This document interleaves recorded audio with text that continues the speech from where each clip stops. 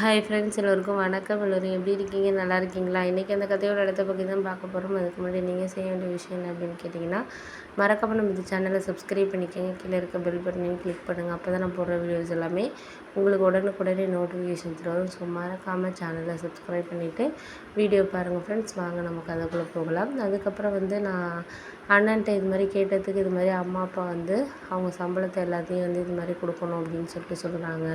அந்த மாதிரி சொன்னோன்னே எனக்கு அந்த விஷயம் கொஞ்சம் இதாக தான் இருந்துச்சு. ஏன் இந்த மாதிரிலாம் சொல்கிறாங்க? ஏன்னா அவங்களும் பாவம் கஷ்டப்படுறவங்க தானே, அவங்க என்ன பண்ணுவாங்க அப்படிங்கிற மாதிரி எனக்கு தோணுச்சு. அதனால நான் என்ன பண்ணேன்னா, அம்மா அப்பாட்ட இதை பற்றி பேசியே ஆகணும் அப்படின்னு எனக்கு தோண ஆரம்பிச்சிச்சு. ஏன் அப்படி இந்த விஷயத்தை பற்றி பேசுகிறோம் அப்படின்னா, ஒரு சில விஷயங்களை நம்ம என்றைக்குமே சொல்கிறத விட அது நம்ம சில விஷயங்களை நம்ம இது பண்ணிக்கிறது தான் இதாக இருக்கிற மாதிரியான ஒரு விஷயம் எனக்கு தோணுச்சு. அண்ணனா பயந்துக்கிட்டே இருந்தார். இந்த மாதிரி இதெல்லாம் பேச வேண்டாம், பார்த்துக்கலாம்லாம் சொன்னேன். இப்போ நீ பேசாமல் இந்த விஷயத்தில் விட்டேன்னா நாளைக்கு இன்னொரு விஷயத்த இது பண்ண சொல்லுவாங்க.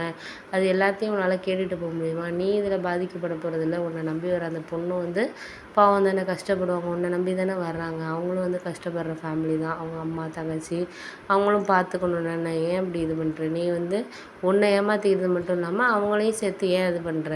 அதனால நான் அம்மா அப்பாட்ட நான் பேசி தான் ஆவேன். நீ பேசுகிறியோ பேசலையோ அது எனக்கு தேவை கிடையாது. நான் பேசிடுவேன் அப்படிங்கிற மாதிரி சொன்னோன்னே, சரி ஓகே அப்படின்னு சொல்லிட்டு பேசிக்கிட்டு இருந்தப்பயே என்னாச்சுன்னா, நான் ஒரு சில விஷயத்த நான் மறைக்கிறதுக்கு விரும்பலைண்ணே. உன் அம்மா அப்பா பற்றி எனக்கு தெரியும். உன் கல்யாணத்துக்கு சம்மதிச்சப்பயே இந்த மாதிரி ஏதாச்சும் ஒரு விஷயம் செய்வாங்க அப்படிங்கிறது எனக்கு தெரிஞ்சு தான் நான் இது பண்ணேன் அப்படின்னோடனே, சரி விடுடா, நான் என்ன பண்ண சொல்கிறேன்? எனக்கும் கஷ்டமாக தான் இருக்குது. சில விஷயத்த நானும் யோசிச்சுட்டு இது பண்ணிட்டு தான் இருந்தேன். ஆனால் எனக்கு பேசுகிறதுக்கு கொஞ்சம் பயமாக தான் இருக்குது அப்படின்னோடனே, நீ ஒன்றும் கவலைப்படாத, நானே பேச போகிறேன், நீ ஏன் பேச போகிற அப்படின்ட்டு சொன்னோன்னே, எது பேசினாலும் கல்யாணத்தை நிப்பாட்டுற மாதிரி எதுவும் பேசிடாத அப்படிங்கிற மாதிரினோடனே, அதெல்லாம் அவங்க என்ன கல்யாணத்தை நிப்பாட்டுறாங்க? அப்படி இருந்தால் நான் இருக்கிறேன், அதுக்கப்புறம் என் ஃப்ரெண்ட்ஸாக இருக்காங்க, ரிஜிஸ்டர் மேரேஜ் கூட உனக்கு பண்ணி வச்சுருவோம். அதை பற்றி நீ ஒன்றும் கவலைப்பட வேண்டியதில்லை. 2 பேருமே சம்பாதிக்கிறீங்க.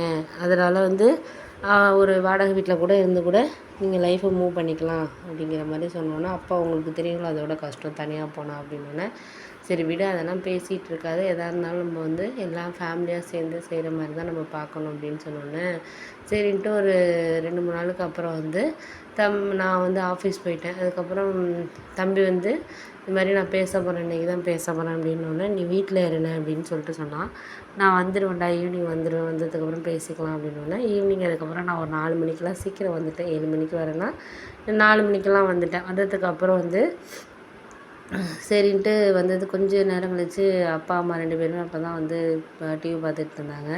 அப்போ டிவி ஆஃப் பண்ணிவிட்டு, இது மாதிரி உங்கள்கிட்ட நான் ஒரு விஷயம் பேசணும் அப்படின்னோடனே, எங்கள் அப்பா உடனே கேட்டார், என்னடா நீ உங்கள் அண்ணன் மாதிரி ஏதாச்சும் அதை லவ் பண்ணுறேன், இதை லவ் பண்ணுறேன்ட்டு எது சொல்லிட்டு வர போறியா அப்படின்னோடனே, அதெல்லாம் தேவையில்லைப்பா, இப்போ நான் என்ன பேசணுங்கிறது அண்ணனை பற்றி தான் பேச போகிறேன் அப்படின்னோடனே, என்ன விஷயமா பேச போகிறீங்க என்ன அப்படின்னு கேட்டோன்னே, இது மாதிரி இல்லை பேசுகிறதுக்கு வேறு எந்த விஷயமும் இல்லை அப்படின்னோடனே, அண்ணன் சொன்னார், இதெல்லாம் ஒன்றும் இல்லைப்பான்னோடனே, என்ன எதுக்கு எடுத்தாலும் ஒன்றும் இல்லைன்ட்டு எதுக்கு இது பண்ணிகிட்ருக்க அப்படின்னோடனே, என்ன ஒன்றும் இல்லைன்னா என்ன விஷயமா இருக்கும், எதாக இருந்தாலும் சொல்லு அப்படின்னோடனே, இது மாதிரிப்பா, எனக்கு ஒரு விஷயத்த நான் உங்கள்கிட்ட சொல்லிடக்கூடாதுன்னு கிடையாது. எனக்கு தெரியும், என்னை பற்றி உங்களுக்கே தெரியும் எதாக இருந்தாலும். அதனால் எனக்கு அந்த விஷயத்த நான் இது பண்ணுறதுக்கு எனக்கு கொஞ்சம் கஷ்டமாக தான் இருக்குது. அப்பாங்கிறதுக்காக அண்ணன் பேசாமல் இருக்கலாம், நான் பேசாமல் இருக்கணுங்கிற அவசியம் கிடையாது. எனக்கு பேசி தான் ஆகணும். இந்த விஷயத்த பேசாமல் நம்ம இருந்தோம்னா நாளைக்கு அதோட கஷ்டங்கிறத நம்ம தான் இது பண்ண போகிறோம். இந்த பொண்ணு நம்ம வீட்டில் இப்படி ஒரு பொண்ணு இருந்து நம்ம இந்த மாதிரி ஒரு சூழ்நிலையில் இருந்தோம்னா, இது மாதிரி அவங்க இன்னொருத்தவங்க இந்த மாதிரி ஒன்று கேட்குறாங்கன்னா, அதை நீங்கள் எப்படி எடுத்துப்பீங்க அப்படின்னோடனே, அது அது அப்புறம் நடக்கிறத பற்றி இப்போ உள்ள நிலைமையை பற்றி நீ பேசுப்பா அப்படின்ட்டு எங்கள் அப்பாக்கிட்ட சொன்னோன்னே, இல்லை நான் நானும் பேசக்கூடாது அப்படின்னு சொல்லிட்டு தான் இருந்தேன். ஆனால் நீங்கள் தான் என்னை பேச வச்சுட்டீங்கப்பா அப்படின்னோடனே, ஏன் நாங்கள் என்ன பேச வச்சோம்? என்ன திடீர்னு உங்கள் அண்ணன் எல்லாம் சொல்லி கொடுத்து இது பண்ணியிருக்கானா அப்படின்னோடனே, இல்லை அவன் சொல்லி கொடுக்குறதுக்கு இதில் என்ன இருக்குது? அவன் கரெக்டான விஷயத்த தானே பேசுகிறான், இதில் சொல்லிக் கொடுக்குறதுக்குன்னு ஒன்றுமே இல்லையே அப்படின்னோடனே, ஆமாம் என்ன சொல்லிக் கொடுக்குறதுக்கு இல்லை, நாங்கள் வந்து எங்களோட விருப்பத்தை நாங்கள் சொல்லி தானே இது பண்ண முடியும். அம்மா அப்பா அந்த பொண்ணை கல்யாணம் பண்ணுறாங்க அப்படின்னா நாங்கள் ஒன்றும் வரதட்சணை எதுவும் கேட்கலையே, இது மாதிரி இவ்வளோ பண்ணுங்க அவ்வளோ பண்ணுங்கலாம் கேட்கலையே. அவங்களுக்குன்னு ஒரு வீடு வாங்கிக்க போகிறாங்க, அதை வந்து இது பண்ணுங்க தான் சொல்கிறாங்க. இப்போ வந்து அண்ணன் வீடு வாங்க மாட்டேன் அப்படின்னு சொல்லலை, ஒரு 2 இயர்ஸ் போகட்டும், அந்த பொண்ணு வந்து படித்து முடிச்சுட்டுனா அதுக்கப்புறம் அவங்க அம்மா வந்து அந்த பொண்ணு வந்து படித்து முடிச்சுட்டு பார்த்துக்கும். இப்போ தான் ஃபஸ்ட் இயர் காலேஜ் படிக்குது, இன்னும் 2 இயர்ஸ்க்கு அப்புறம் அந்த பொண்ணு பார்த்துக்கும். அதுக்கப்புறம் வந்து அண்ணியோட ஃபுல் சேலரியுமே வந்து இவங்க டேக் கேர் பண்ணி ஏதாச்சும் வீடு வாங்கிக்குவாங்க. இப்போதைக்கு ஒரு 2 இயர்ஸ் வரைக்கும் அவங்களுக்குன்னு கொஞ்சம் இது வேணும்ல, அதை நம்ம இது பண்ணக்கூடாதுப்பா அப்படின்னு சொன்னோன்னே, அதை எதுக்கு நீ சொல்கிற அப்படிங்கிற மாதிரி எங்கள் அப்பா பேச ஆரம்பிச்சிட்டாரு.